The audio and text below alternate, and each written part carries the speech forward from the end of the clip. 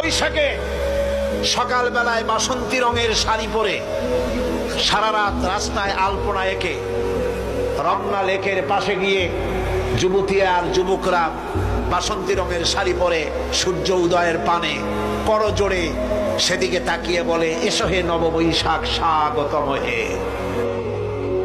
বৈশাখ বলে, বাবাজিরা আমারে ডাকতেছো? ওয়েট এন্ড সি, অপেক্ষা করো, আসতেছি।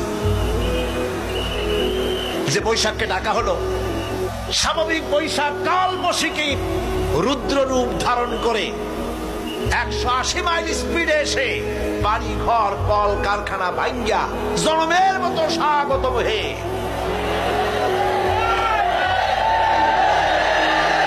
এরপর রাজনৈতিক নেতৃবৃন্দ এবং বুদ্ধিজীবী ছাত্রছাত্রী শিক্ষক এক শ্রেণীর শিক্ষকবৃন্দ মঙ্গল প্রদীপ জ্বালিয়ে দিনের সূচনা করেন। কুকুরের মুখোশ, গাধার মুখোশ, কুমিরের মুখোশ পরে মিছিল করেন।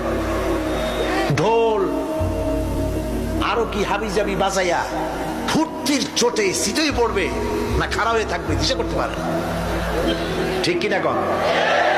আমি জিজ্ঞেস করি, পয়লা বৈশাখের উদযাপন, নববর্ষ উদযাপনের সাথে মুখোশ পরার সম্পর্ক কি?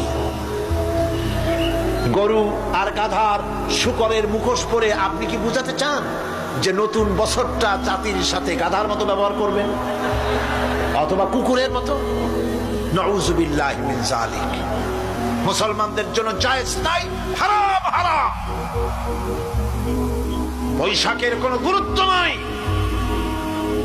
পয়লা বৈশাখ যদি কিছু করতেই হয়